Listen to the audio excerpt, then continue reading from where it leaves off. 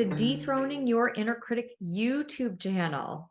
I am Joanna Kleinman, licensed psychotherapist, empowerment coach, and best-selling author of the book, Dethroning Your Inner Critic, the 4-Step Journey from Self-Doubt to Self-Empowerment.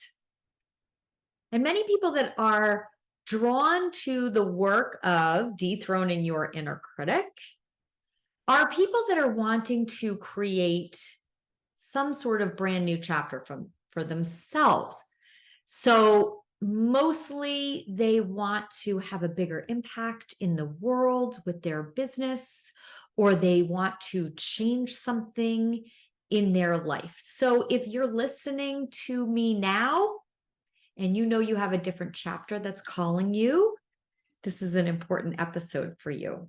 So we'll be exploring today how you can use the power of psychology, spirituality, and neuroscience to rewire your mind. And that's why I created the mind method, which is the 4-step practice of dethroning your inner critic.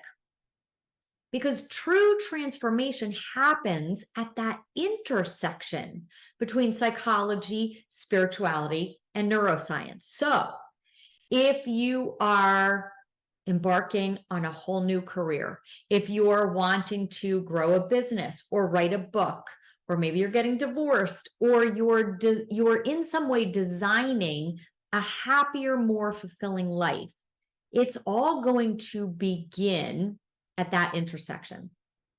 So if you know someone who wants to create a next chapter in their life, you can share this episode with them.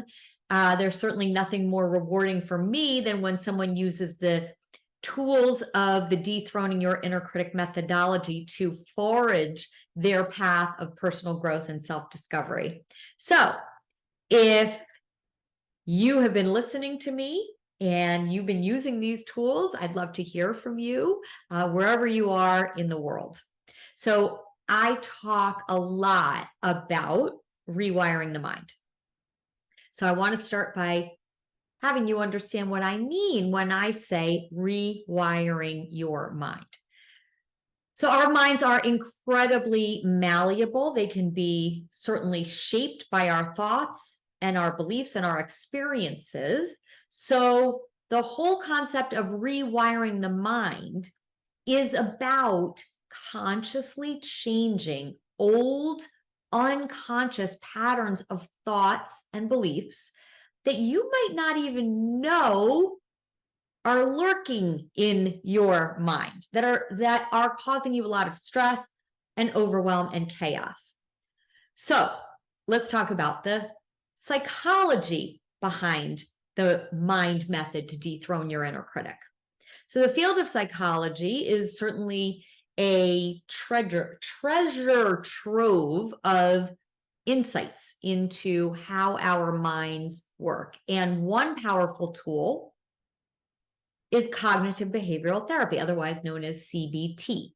And CBT helps us to identify and reframe negative thought patterns that hold us back. So by replacing those self-limiting beliefs with more positive and constructive beliefs, we can begin to rewire our minds to create success in our lives. Okay, now CBT is a game changer when it comes to rewiring your mind because it teaches you to challenge and to change your thought patterns. Okay, so you can literally reprogram your mind to think more positively and more productively. But as a psychotherapist, what I will tell you is most important about CBT is understanding that at the heart of our negative thought patterns is us. So if you really aren't clear what you even want that future vision to be, or you're having difficulty feeling fulfilled in the life that you've created for yourself now, most people try to change their circumstances. And that's when CBT is not really all that effective.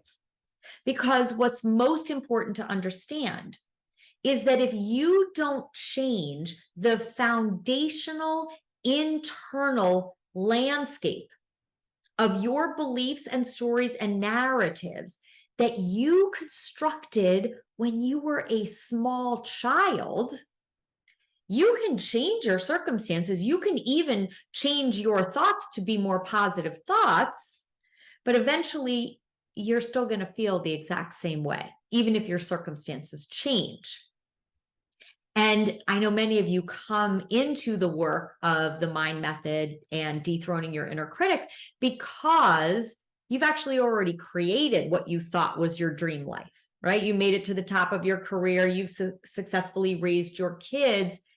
And now you're like, oh boy, I still don't feel the way that I thought I was going to feel. And that's where the neuroscience comes in. So our brains will continue to assign the same stories, the same narratives, and the same beliefs, no matter how our circumstances change, because our brains are literally designed to support our unconscious beliefs. So let me explain a little further. One of my clients had a strained relationship with her mom during her teenage years. She's now 45.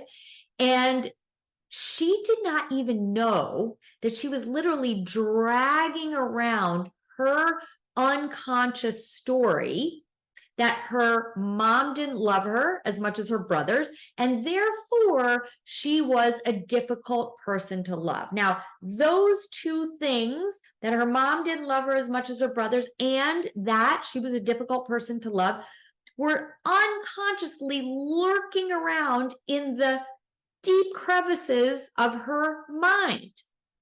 She was engaging in those beliefs as facts and really not even knowing that those really deep subconscious beliefs were guiding the way that she saw herself and the way that she saw her life ongoingly.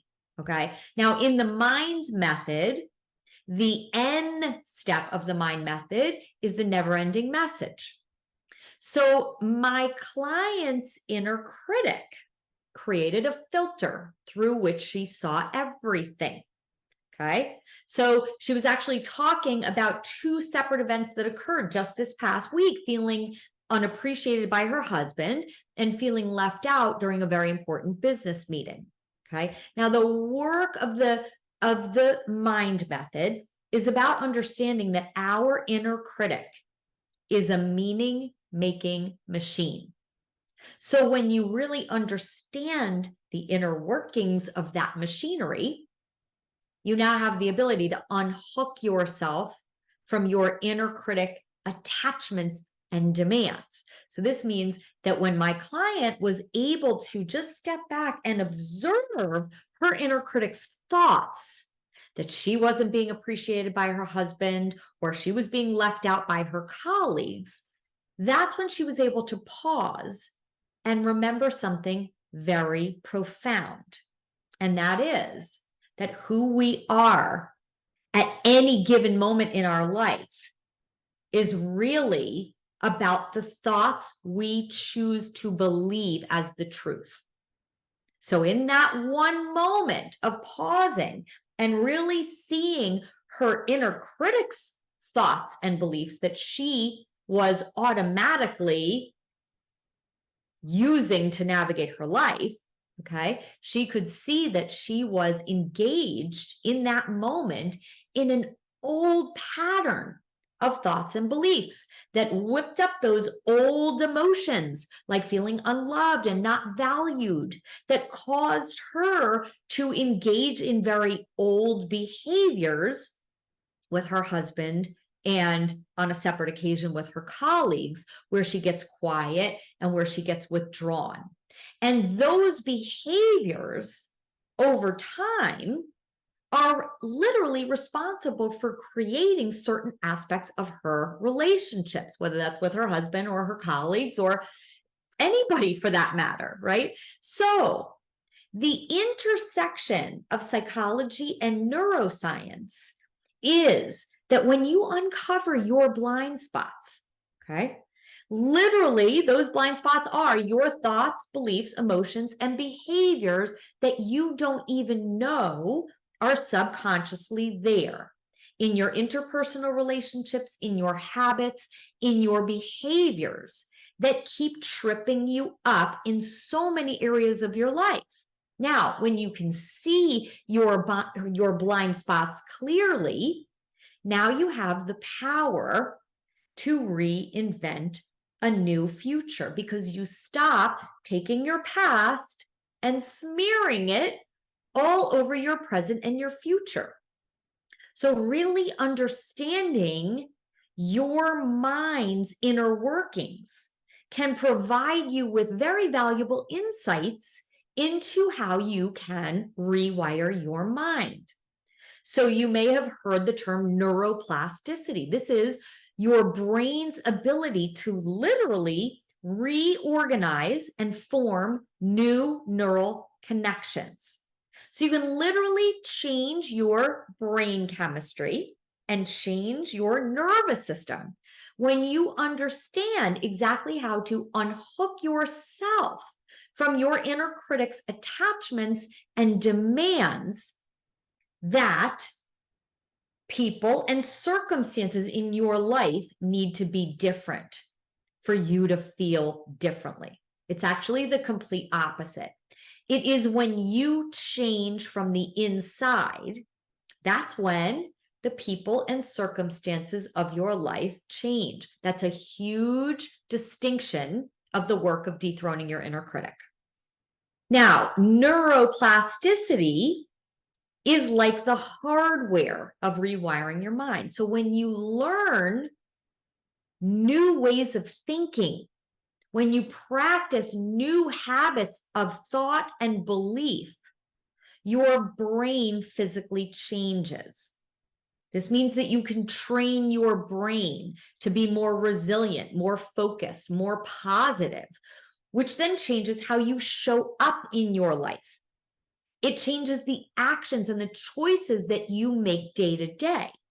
So when your new thoughts and beliefs generate entirely new emotions, those emotions have you seeing new possibilities for yourself that you didn't see before when you were being governed by the blind spots that were created by your inner critic.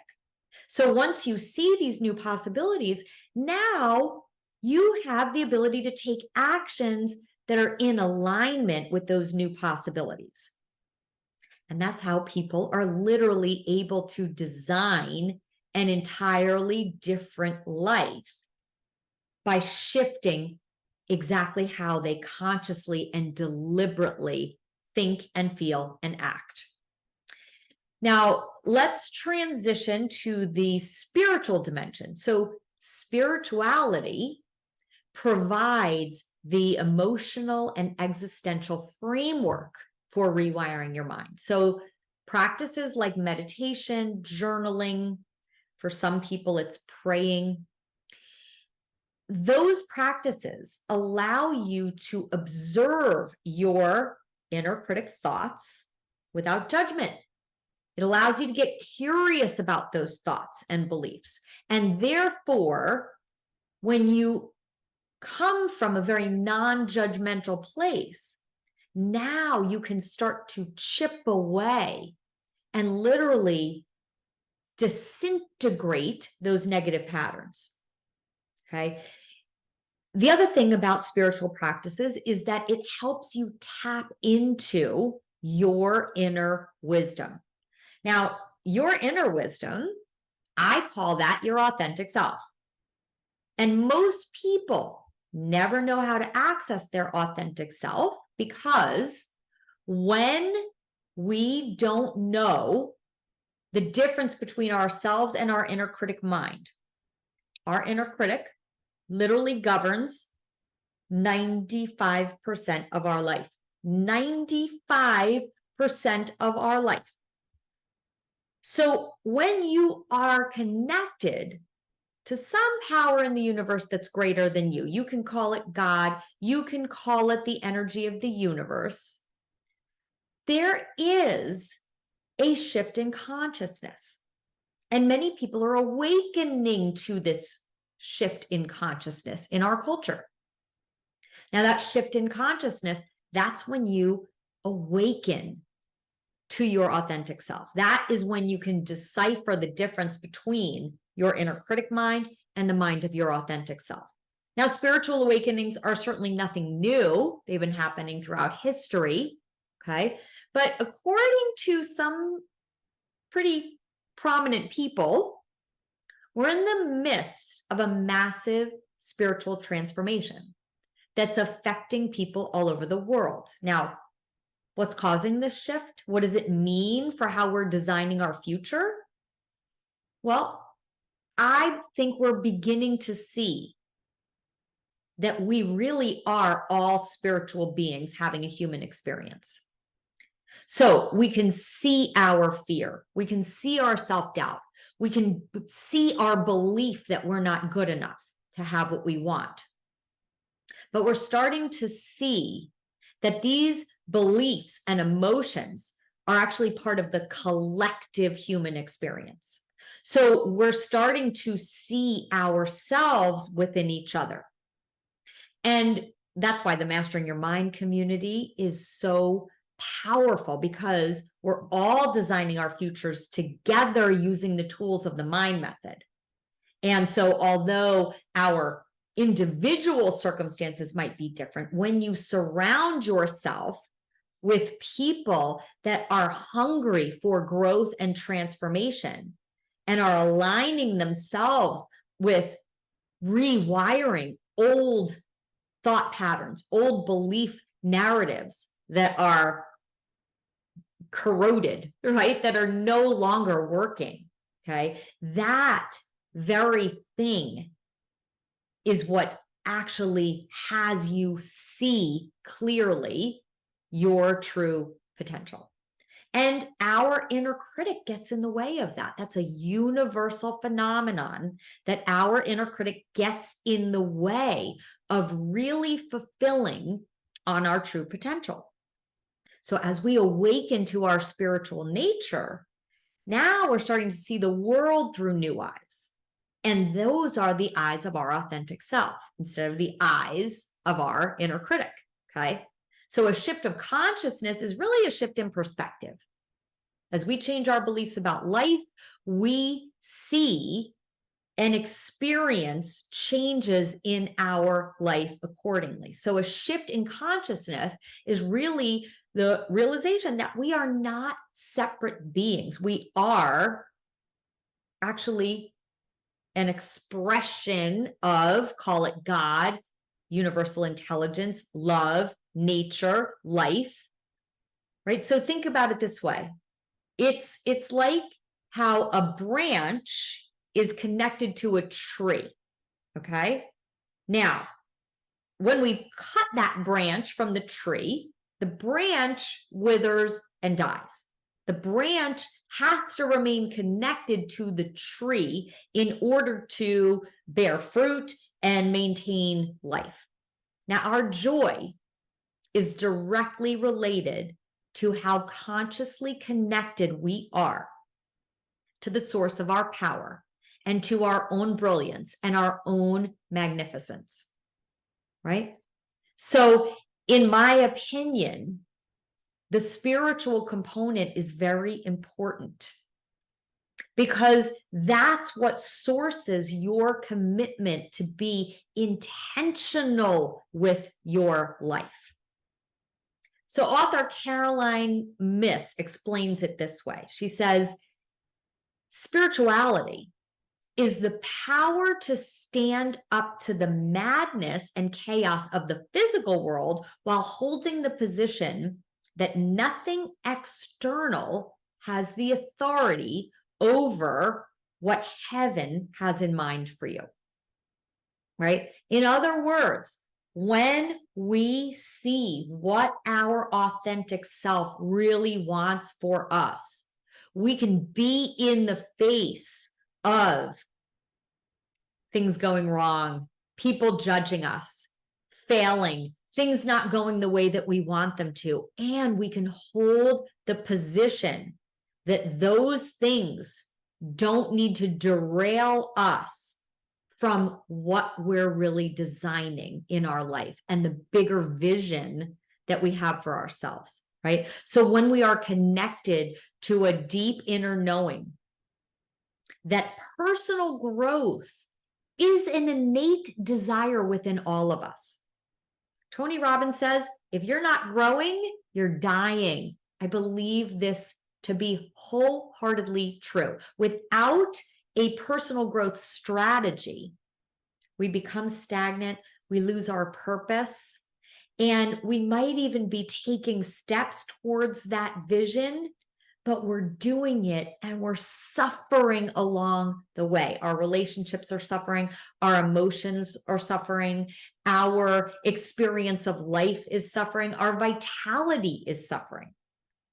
So our life success occurs, right, when we've prepared for all of those things, right? All of those obstacles. And we know exactly how to navigate those obstacles with grace and ease and flow, right? You might have heard success occurs when preparation meets opportunity. So consistent effort and a hunger for really understanding, shift your internal perspectives are the key ingredients to that professional growth, that personal growth, that spiritual growth. I've been on a 30-year journey of growth. It's affected every single area of my life. It's affected my business. It's affected my most important relationships. It's affected my relationship with myself. It is the foundation of the cherished life that I live today, right? I would not have the life that I have without the ongoing practice of transformation. And that's why I created the mind method as what I believe is one of the most powerful tools of transformation out there. So practicing the mind method elevates your energy to be in alignment with your inner wisdom and power in a completely new way. And when you align your energy and wisdom and power, that's when you step into your full potential. That's why it integrates psychology and neuroscience and spirituality, and of course, the power of intention. So if you're curious about how the mind method might help you in creating your grandest vision for your life, I'd love to connect with you. You can go to my website, Dethroning Your Inner Critic, and book a clarity call with me. And if you're not ready to do that, you should take my inner critic assessment. Go to innercriticassessment.com and find out which of the 5 inner critic types are currently ruling your mind. Which ones are in your blind spot? Again, go to innercritic.com. Thanks for listening today, everybody. Bye.